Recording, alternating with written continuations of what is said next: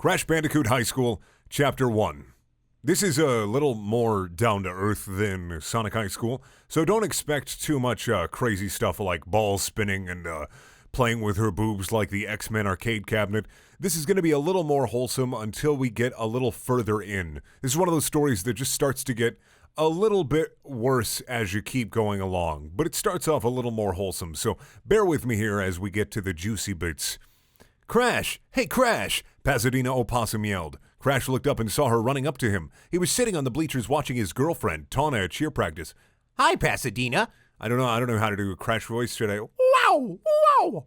You know, in Skylanders, they made him Australian because he's a Bandicoot. But I don't want to do that. I'm just going to kind of do my basic protagonist voice. Hey, Pasadena! Crash said, smiling a little. How are you? Pasadena asked, sure that she had just made a fool of herself in front of the most popular guy in school. Before the conversation could carry on further, Tawna walked up to her boyfriend, giving Pasadena a dirty look on her way. Crash, come on, you said you would take me to that fancy restaurant tonight. What fancy restaurant? Crash asked, a confused expression appearing on his face. That's right, he's a fucking high schooler. Does Crash have like a part-time job or something? Does he work at like fucking Denny's? Is Crash Bandicoot a waiter at Denny's? These are questions that need to be answered, but I don't think they will be. Crash had a confused expression appearing on his face.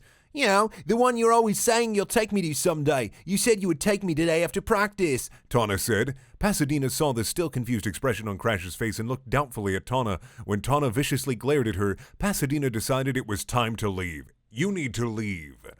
Bye, Crash, she said, skipping away towards the parking lot. Crash waved at Pasadena, then turned back to Tawna. What restaurant? He asked again. Oh, I was just trying to get rid of that stupid wannabe. You could have wallaby. She's a possum though, not a wallaby. Those are two separate animals. I apologize if I've confused you. Just a itsy bitty tiny bit. Tawna said, smiling as she sat next to him on the bleachers. She cuddled into him, still smiling. Crash scooted away slightly. Why? She's a nice girl, Crash asked. She's a loser, Tawna said, pulling Crash closer to her. Crash was getting a little uncomfortable. Sometimes he thought Tawna was just going out with him for the popularity. He pulled out his phone, pretending to get a text. I've gotta, go pick up my brother. Fine. I guess I'll see you later, Tawna said. I don't remember who Tawna is. Let me look that up real quick. Tawna Bandicoot. Was she the one with the big titties? She's the one with big titties. All right, cool. All right, the big titty Bandicoot. Gotcha. Crash, you lovable oaf. Why would you want to fucking opossum over a big titty Bandicoot, man? Your priorities are just fucked up. Tawna said, kissing Crash and then walking back to the rest of the cheerleaders. They were all there, minus Pasadena. Crash got up, walking to his car. What does Pasadena Opossum look like? Pasadena Opossum. It's been a while since I played Crash. She looks weird. I don't really like it. She looks fucking like she kind of looks like one of those characters from one of those really cheap knockoff movies that the Asylum releases to coincide with a regular animated movie by like Pixar or Disney Animation Studios or the DreamWorks, you know, where they kind of release a video to confuse people into watching that one instead of watching the actual movie when it comes to Blu-ray and DVD. Where the fuck was I? I was a little bit too ranty there. Minus Pasadena. Crash got up walking to his car. In reality, Crash's brother Crunch would already be home. His sister Coco would also be home, considering that she had not had track practice that day due to them winning a meet the day before. Crash unlocked his car, an old beat-up yellow pickup. His teammates often made fun of him for his car, but Crash loved the truck. He hopped in, started it, and took off. On his way out of the parking lot, Crash saw Pasadena walking home. He pulled up next to her and asked, Need a ride? Pasadena looked up at Crash, smiled and nodded. Thanks, she said, climbing into the passenger seat. Where to? Crash asked, smiling as Pasadena gave him her address.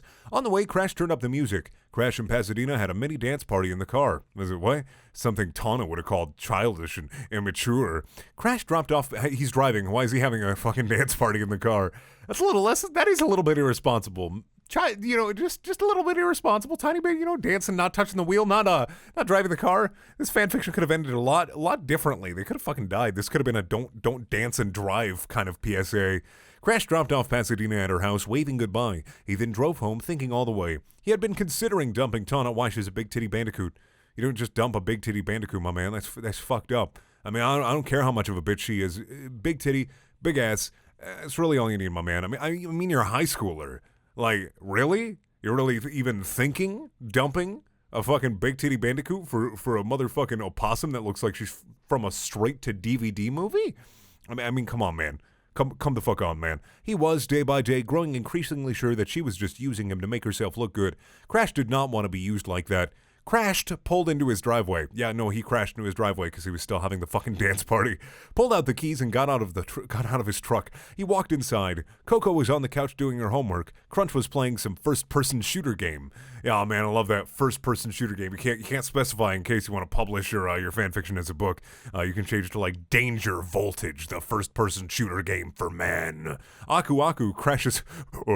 What are we?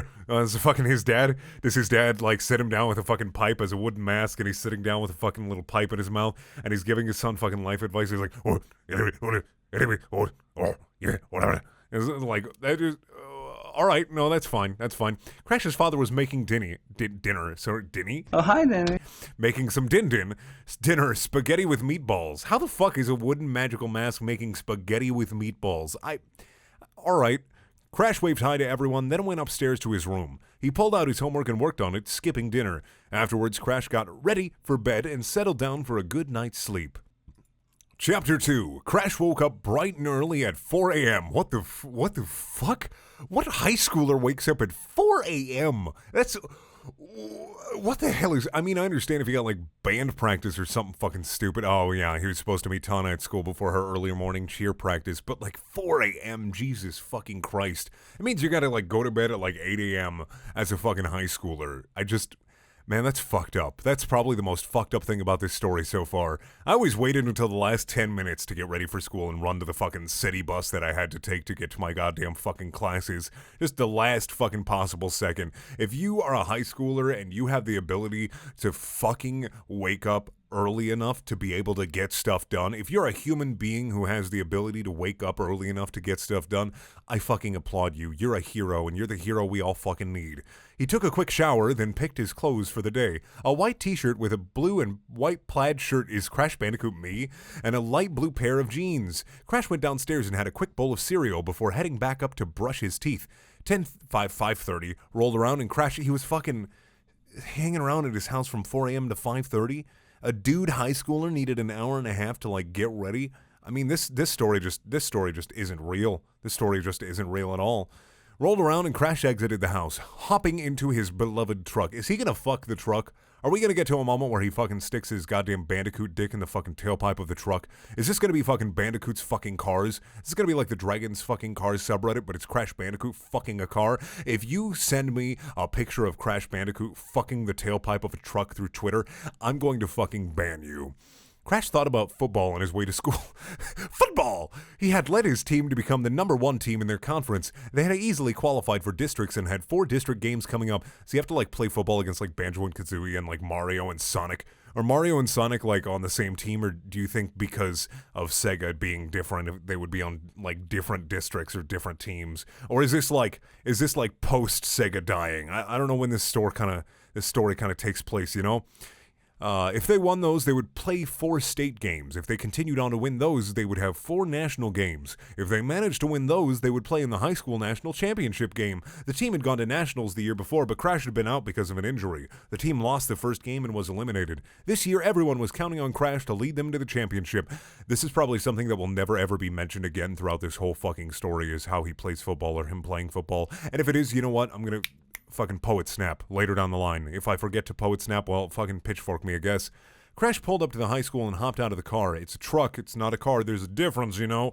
He headed around to the gym and entered. He crossed the gym and entered the foyer area. Foyer? Is how you say it? Foyer? It doesn't really matter. Area right outside the doors. Tana was waiting by herself. No other students would be here this early. It was only 5:45. He got to fucking school in 15 minutes. Like, Jesus fucking Christ, he didn't even stop at McDonald's to get like a fucking breakfast burrito or some shit. The rest of the cheerleader wouldn't be here for another 15 minutes. "Hi, Tana," Crash said, walking up to his girlfriend. She turned and he saw that she was on the phone. Tana waved and went back to her conversation. She was angrily yelling at someone. Finally, she hung up the phone. Angrily. "Is something wrong, Tana?" Crash asked, concerned as to what his girlfriend was so angry about. "I played that stupid Nord nerd Norm to do my math homework, and then he didn't do it because he was too busy reading a book. Now I'm gonna get detention. Tana screamed. You should be doing your homework yourself. That way you learn the information. That's the point of homework, Tana. Crash Bandicoot is a fucking grade A student who plays football. He's the best on the football team. He's got a hot fucking spanking girlfriend. Crash Bandicoot has his life better put together in high school than I do as an adult. And for that, you know what? I'm going to give him that. Where was there? Something about fucking homework. That's the point of homework, Tana, Crash said softly. Oh, please. When am I ever going to use letters to do math after high school? Tana said, clearly annoyed. Anyways, you wanted me to meet you here, Crash said. What is it you want? I just want to spend some time with my amazing boyfriend, Tana said, taking Crash's hands into hers and kissing him. Crash broke the kiss after 5 seconds, hearing someone walking down the hallway. A second later, Mr. Neo Cortex, the mean science teacher, came around the corner. Mr. Cortex saw Tana and Crash standing there and stopped in his tracks. What the hell are you two doing here this early? Detention for both of you after school today. Wait, Mr. Cortex. Crash has football practice after school, Tana said, using the teacher's soft spot for football against him. Very well, Mr. Bandicoot. You are excused. You, however, Tana, are not excused, Mr. Cortex said, heading on to his classroom. Shit, now I'm gonna have double detention, Tana said. Oh well, I guess I'll live. Tana kissed Cash again. Holy fuck, I can't speak words. Tana kissed Crash again, then walked into the gym and into the locker room to get ready for practice. Crash couldn't help but smile. These were the only moments Crash enjoyed Tana, when they were alone, when she was fucking kissing you, when she was fucking lip-locking you. I mean, come on now, man. You don't appreciate her for her body? Just the kisses and the niceness. I mean, I'm not a furry. I'm gonna say this, I'm not a furry. That's what furries say. But I'm not a furry, but I appreciate a good titty. If I see like a rock with titties, let's say I see a big fucking rock with big fucking titties, I'm gonna for sure high five a goddamn football player rock, and we're both gonna fucking like thumbs up each other. I mean, hell yeah, dude. Big fucking titty. It doesn't matter what it's on. It just matters that it is. He thought about how, oh wait, no, fuck, where was I? She was so nice when nobody else was around. When they weren't alone, she started acting all mean and conceited. Crash headed down the hallway, wandering aimlessly around. He thought about how his relationship with Tana had started. At first, it was love. Then they both got more popular. She started to turn mean and nasty. Crash always loved his alone time with Tana because she acted like when they were first started dating. As Crash was walking, he accidentally bumped into someone, knocking them down. He looked down and saw Pasadena lying on the ground. I'm really sorry, Crash said, helping her up. Oh, it's no problem, Pasadena said, smiling. So, where are you headed? Crash asked, also smiling. Oh, I'm just wandering around. I don't have anything to do right now, Pasadena said. Hey, why don't you come with me? I'm just wandering too, Crash said, still smiling. Okay, Pasadena said, slowly grinning. So Crash and Pasadena wandered the halls, talking about many things, like the terrible school lunches and football. Then the conversation strayed to Tana. Why is she so mean? Pasadena asked. Well, you have to understand she has a reputation to keep up, Crash said, trying to defend his girlfriend. Yeah, but you do too, and you're always so nice, Pasadena said. I guess I just don't understand how you can tolerate her. You guys have been dating since like 8th grade, I heard, and I don't get how anybody can stand to be with her that long. Because I love her. She wasn't always mean like that, and she has her good moments still. I have hope that someday she'll go back to who she used to be, Crash said. Oh, that's so sweet. But still, I can't stand. Pasadena was cut off by the bell ringing for first period to start. I guess I'll see you later. Pasadena waved goodbye and ran towards her first class. Thank you for watching. Please check out my other videos. There are also things, and we're gonna finish this motherfucker. I promise we'll get through it. I'm not gonna kind of half give up like I did with the Garfield fanfiction, which I'm gonna return to at some point here. If you want to watch more of this, there's not more of this, so there's not gonna be a playlist or anything. If you want to subscribe, that's an option. And hey, if you want to go to my Patreon, give me money and stuff so I can help make video good, because I'm human garbage. That's also an option. That's also gonna be at the end of the video here. Otherwise, I'm gonna go and die.